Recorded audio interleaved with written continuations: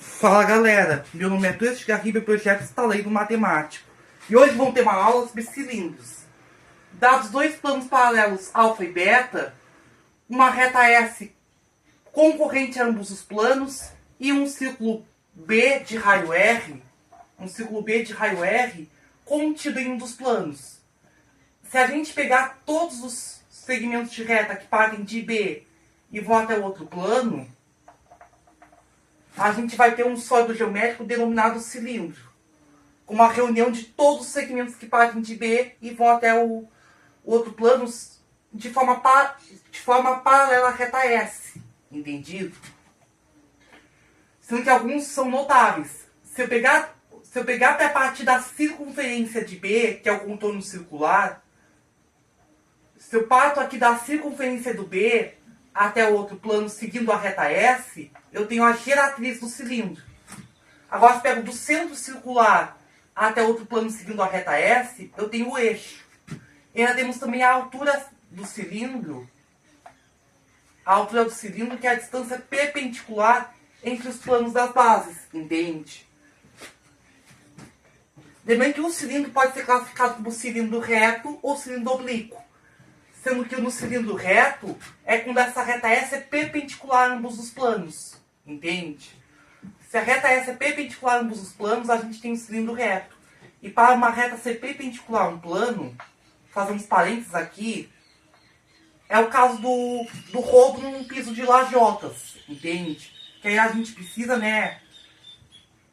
que essa reta seja perpendicular a pelo menos duas retas contidas no plano que passam ali na interseção, entende? Assim a gente tem uma reta perpendicular a um plano, entende? Voltando ao cilindro, a gente tem o eixo, a geratriz e a altura.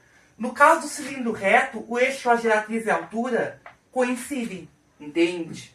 Caso contrário, a gente teria o cilindro oblíquo, e aí para determinar o eixo, a geratriz e a altura, precisaremos da trigonometria triangular, entende?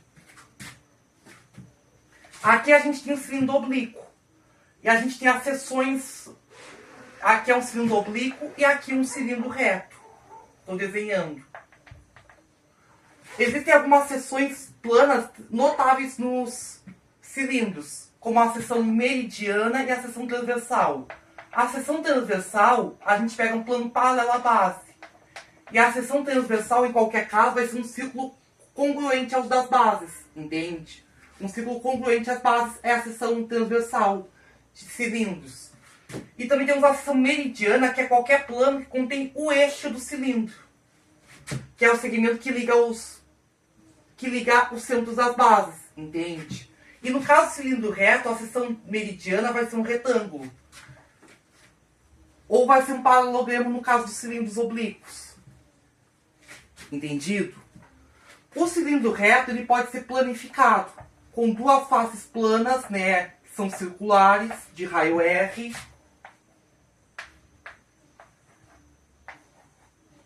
E uma face lateral, que é uma face não plana, mas que se a gente for cortar por uma geratriz, a gente consegue obter esse retângulo. Lembrando que a área da base, de cada uma das bases é πr², sendo π a constante circular, o valor aproximado de 3,14, entendido? A área lateral a gente vai ter IR, o raio circular. Agora, a área lateral, a gente tem um retângulo de base 2πr, que é o perímetro circular, e a altura h. Então, a área lateral vai ser 2πr, h é o raio circular, o π é a constante circular, e h a altura do cilindro, entende?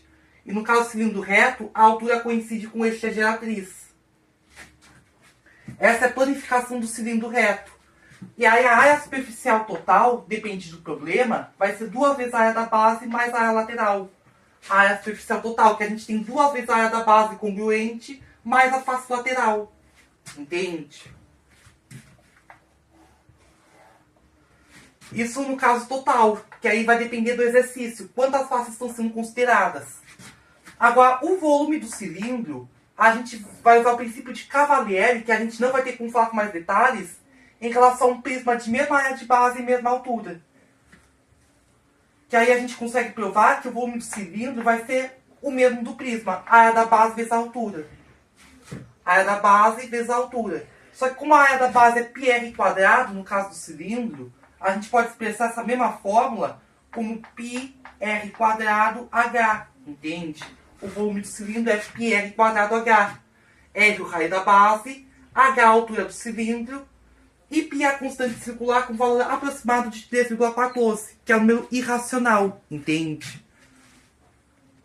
Agora vamos ver esse exercício. Qual das embalagens cilíndricas retas tem maior volume? A embalagem A com o diâmetro da base D e altura 2h, ou a embalagem B com o diâmetro da base 2D e altura h?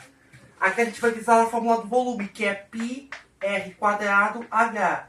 No caso do sólido A, a gente vai ter volume A, que é π, o raio da base ao quadrado vezes a altura 2h, e aqui a gente tem que pegar ratão, que a gente está com diâmetros, e a gente precisa do raio. E diâmetro é 2 vezes o raio, então o raio vai ser metade do diâmetro. Se a gente tem diâmetro D, o raio vai ser D sobre 2, entende? Simplificando, a gente vai ter o volume A como π d quadrado sobre 4, 2h. Simplificando, a gente vai ter π d quadrado h sobre 2, entende? Esse é o volume do A. O volume do B é π vezes o raio da base ao quadrado vezes a altura é h, e se o diâmetro da base é 2d, então o raio da base é d. Então vai ser π d quadrado h. Opa! O volume do B é o dobro do volume do A, então o sólido B vai ter maior volume, entende? Porque o volume do B, né, tá com denominador 1, o volume do A tá com denominador 2, e ambos com o mesmo numerador, entende? Então o volume A vai ser metade do volume B, então o B vai ter maior volume, entendido? Por aqui encerramos. Tchau, tchau, gente. Nos vemos na próxima.